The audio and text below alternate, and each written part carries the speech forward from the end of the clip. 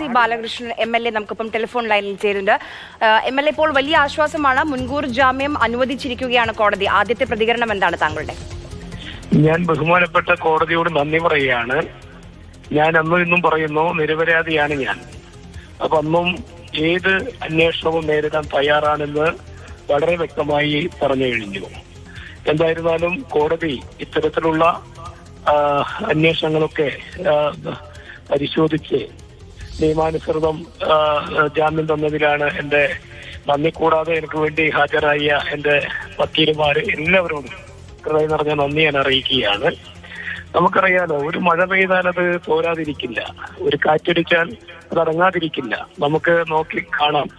എന്തായിരുന്നാലും എന്റെ നിരപരാധിത്വം ഞാൻ കൃത്യമായി തെളിക്കുമെന്നുള്ള കാര്യത്തിൽ യാതൊരു തർക്കവുമില്ല. അതിന്റെ തുടക്കമാണ് ഈ ജാമ്യം എന്നുള്ള കാര്യത്തിൽ ഞാൻ വളരെ അഭിമാനം കൊള്ളുകയാണ്.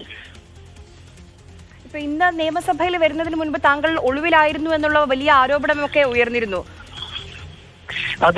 അത് പ്രചരിപ്പിച്ചതാണ്, ചില ആളുകൾ പ്രചരിപ്പിച്ചതാണ്. അത്തരത്തിലൊന്നുമില്ല. ഞാനൊരു ദൈവവിശ്വാസിയാണ്. ദൈവവിശ്വാസി എന്ന നിലയ്ക്ക് എന്റെ മനസ്സിലൊരു പ്രയാസം ഉണ്ടാകുമ്പോൾ, അല്ലെങ്കിൽ എന്തെങ്കിലും വിഷമതകൾ വരുമ്പോൾ ക്ഷേത്ര ദർശനത്തിൽ പോകാറുണ്ട്, എന്റെ ബന്ധുക്കളുടെ വീടുകളിൽ പോകാറുണ്ട്.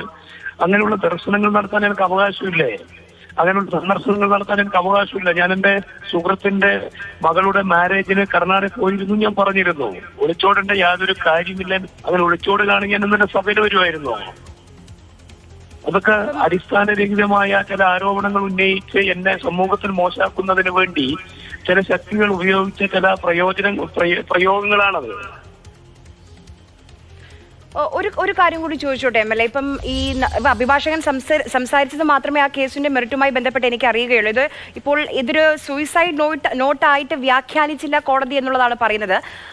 ഈ ക്രൈംബ്രാഞ്ചിന്റെ അന്വേഷണത്തിൽ അതല്ലാതെ തലത്തിലേക്ക് പോകുമ്പോൾ താങ്കൾക്കെതിരെ ഉയർന്നിരിക്കുന്ന ഈ ആരോപണം അത് തെളിയിക്കാൻ കഴിയുമെന്ന് വിശ്വസിക്കുന്നുണ്ടോ? അല്ല, ഞാൻ പറഞ്ഞല്ലോ, ഞാൻ ആദ്യമേ തന്നെ പറഞ്ഞു, ഏതൊരു അന്വേഷണവും നിയമപരമായ നിഷ്പക്ഷമായ ഏതൊരു അന്വേഷണത്തിനും ഞാൻ തയ്യാറായെന്ന് പറഞ്ഞു കഴിഞ്ഞാൽ പിന്നെ അതിന്റെ കൂടുതൽ പറയാനൊന്നും മറ്റൊന്നും പറയേണ്ടതില്ലല്ലോ.